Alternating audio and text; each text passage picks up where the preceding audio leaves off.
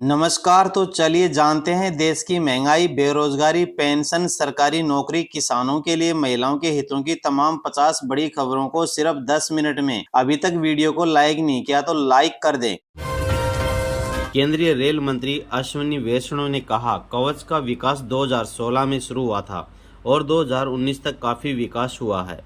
प्रमाणीकरण हुआ, इसके बाद भी इसमें कई सुधार किए गए, नए संस्करण लाए गए और 16 अगस्त 2024 को संस्करण 4.0 को मंजूरी दी गई और इसका पहला इंस्टॉलेशन सवाई माधोपुर से कोटा के बीच किया गया है।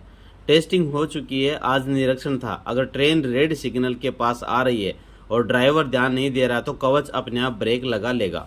इससे रेलवे की सुरक्षा में बहुत बड़ा सुधार आया है। दिल्ली की मुख्यमंत्री आतिशी ने दिल्ली सरकार के सभी मंत्रियों और मुख्य सचिव और सभी विभागों के अधिकारियों के साथ पहली बैठक की। केंद्रीय मंत्री चिराग पासवान ने कहा, एक भारतीय होने के नाते मुझे प्रधानमंत्री मोदी पर गर्व है। उनकी हर अंतर्राष्ट्रीय यात्रा न केवल देश के सम्मान को बढ़ाती है बल्कि अंतर्राष्ट्रीय स्तर पर हमारे देश की मजबूत पहचान को भी बढ़ाती है। जैसा कि प्रधानमंत्री ने कहा, आज अगर भारत कुछ बोलता है तो दुनिया सुनती है, क्योंकि भारत ने हर क्षेत्र में योगदान दिया है। जिसे प्रधानमंत्री ने अलग अलग कंपनियों के सीईओ से मुलाकात की। यह अंतर्राष्ट्रीय स्तर पर भारत की मजबूत पहचान को दर्शाता है।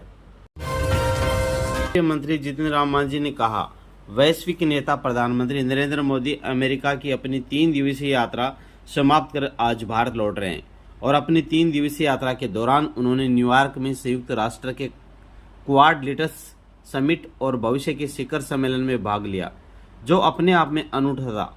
इसके साथ ही उन्होंने अपनी यात्रा के दौरान जो महत्वपूर्ण द्विपक्षीय बैठकें की, वे राष्ट्र की प्रगति के लिए सार्थक होंगी।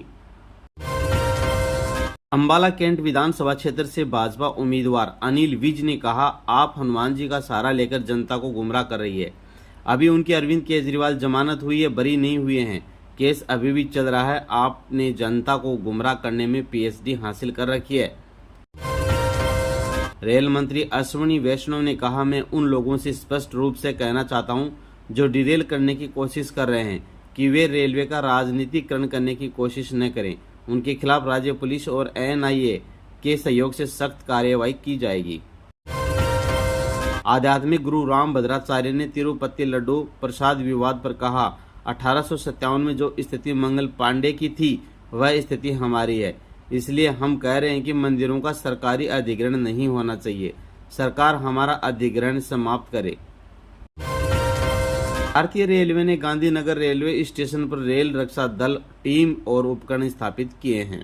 आईजी आरपीएफ ज्योति कुमार सतीजा ने कहा, यह हमारे लिए गर्व की बात है कि रेल मंत्री ने रेलवे दुर्घटना स्थलों पर बचाव कार्यों को तेज करने की पहल की और ये जिम्मेदारी उत्तर पश्चिमी रेलवे को दी है और आरपीएफ और मैकेनिकल टीम को 4 हफ्ते की विशेष ट्रेनिंग दी गई है। हमारी टीम रेल रक्षा दल कम से कम समय में दुर्घटना स्थल पर पहुंचेगी और यह एक बहुत ही ऐतिहासिक फैसला है। कांग्रेस नेता अधीर रंजन चौधरी ने कहा, बाढ़ के कारण बंगाल में स्थिति गंभीर है।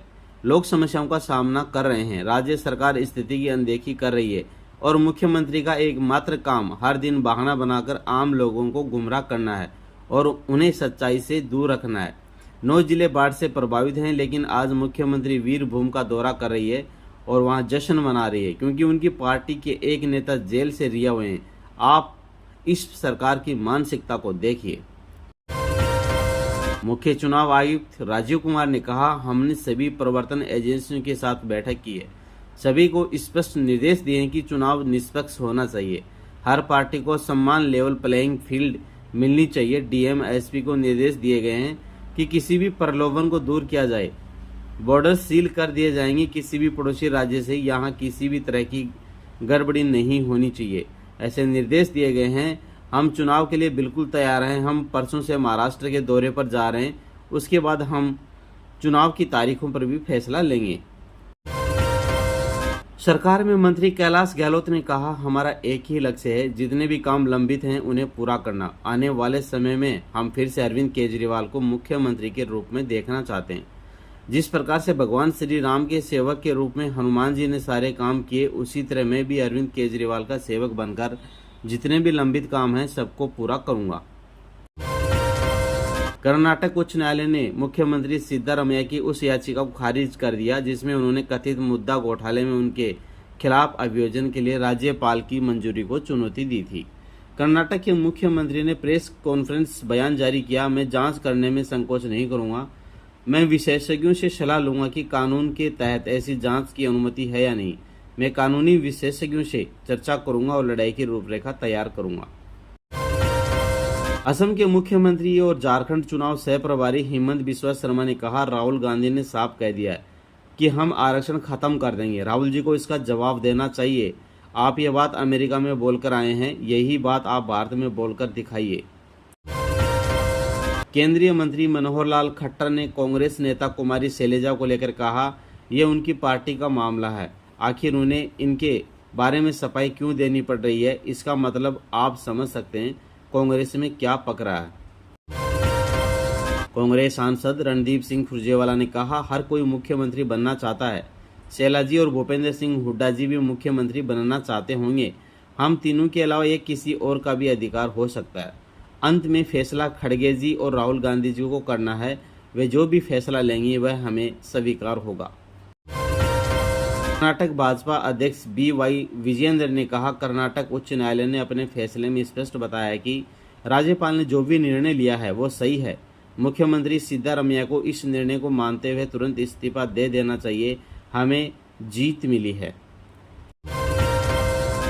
ट्रेन के पटरी से उतरने और दुर्घटना की घटनाओं पर केंद्रीय मंत्री अश्विनी वैष्णव ने कहा, रेलवे प्रशासन पूरी तरह सतर्क है और हम सभी सरकारी राज्य DGP गृह सचिवों के संपर्क में। जो भी कोई ऐसी दुर्घटना कराने की कोशिश करेगा उसके खिलाफ कठोर कार्रवाई की जाएगी।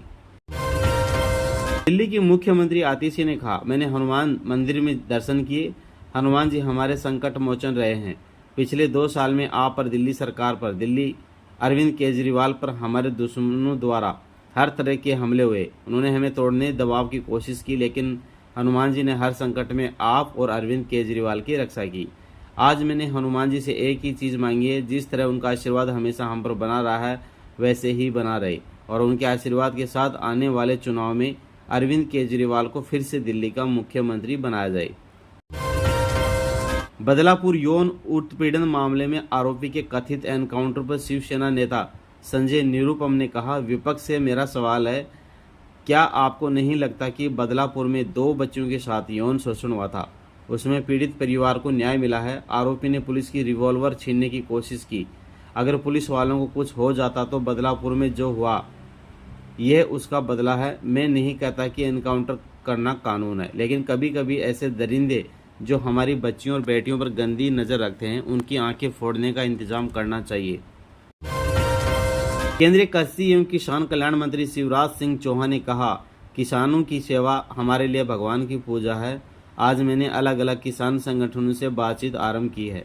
मैंने लगभग 50 प्रमुख किसान नेताओं से भेंट की और उनके अनेक सुझाव आए हैं। ये संवाद लगातार जारी रहेगा। हम किसानों से बात भी करेंगे और उनकी समस्याओं का समाधान करने का प्रयास भी करेंगे। कुशीनगर पुलिस ने नकली नोटों का कारोबार करने वाले गिरोह का भंडाफोड़ किया है। गिरोह की गतिविधि नेपाल से भी थी। जम्मू कश्मीर में विधानसभा चुनाव 2024 के दूसरे चरण के लिए सुरक्षा व्यवस्था कड़ी की गई है। कल जम्मू कश्मीर विधानसभा की 26 विधानसभा सीटों के लिए वोट डाले जाएंगे। प्रधानमंत्री नरेंद्र मोदी अमेरिका की अपनी 3 दिवसीय यात्रा संपन्न करके दिल्ली के लिए रवाना हो गए हैं। अपनी 3 दिवसीय यात्रा के दौरान उन्होंने न्यूयॉर्क में संयुक्त राष्ट्र में समिट ऑफ द फ्यूचर और क्वाड लीडर्स समिट में भाग लिया। इसके साथ ही उन्होंने अपनी यात्रा के दौरान कुछ महत्वपूर्ण द्विपक्षीय बैठकें भी की। पीएम मोदी के अमेरिका दौरे पर केंद्रीय मंत्री अनुप्रिया पटेल ने कहा, प्रधानमंत्री नरेंद्र मोदी की वजह से आज 140 करोड़ भारतीयों को यह सौभाग्य प्राप्त हुआ है। आज भारत जो भी कहता है उसे पूरी दुनिया सुनती है। प्रधानमंत्री ने अंतर्राष्ट्रीय मंच पर भारत के मान और प्रतिष्ठा को बढ़ाया है। वो हम सभी के लिए बहुत गौरव की बात है। उन्होंने प्रगतिशील, अजय, आध्यात्मिक, मानवता के लिए प्रतिबद्ध और समृद्ध भारत की बात की और ये भी कहा कि तीसरे कार्यकाल में भारत 3 गुना गति से आगे बढ़ेगा। तो इस वक्त की यूपी से बड़ी खबर है। यूपी में ढाबा रेस्टोरेंट पर मालिक की नेम प्लेट जरूरी। कर्मचारियों का पुलिस वेरिफिकेशन भी जरूरी हो गया। सेफ वेटर को मास्क और ग्लव्स पहनना होगा। उन्होंने कहा कि प्रदेश के सभी होटलों, ढाबों, रेस्टोरेंट की गहन जांच और हर कर्मचारी का पुलिस वेरिफिकेशन किया जाएगा। खाने की चीज़ों की शुद्धता के लिए खाद्य सुरक्षा अधिनियम में जरूरी बदलाव किए गए हैं। आज यूपी में बाबा योगी आदित्यनाथ ने कड़ा आदेश जारी किया। कर्नाटक के मुख्यमंत्री सिद्धारमैया के खिलाफ जमीन घोटाले से जुड़े मामले में केस चलेगा। कर्नाटक हाई कोर्ट के जस्टिस एम नागप्रसन्ना ने मंगलवार को कहा, याचिका में जिन बातों का जिक्र है उसकी जांच जरूरी है। केस में मुख्यमंत्री का परिवार शामिल है, इसलिए याचिका खारिज की जाती है। सुप्रीम कोर्ट बोला, सेक्स एजुकेशन वेस्टर्न कंसेप्ट नहीं, भारत में इसकी शिक्षा बेहद जरूरी है, इससे यूथ में अनैतिकता नहीं बढ़ती। कोर्ट ने कहा कि लोगों का मानना है कि सेक्स एजुकेशन भारतीय मूल्यों के खिलाफ है। इसी वजह से कई राज्यों में यौन शिक्षा को बैन कर दिया गया। इसी विरोध की वजह से युवाओं को सटीक जानकारी नहीं मिलती है, फिर वे इंटरनेट का सहारा लेते हैं जहां अक्सर भ्रामक जानकारियां प्राप्त होती हैं।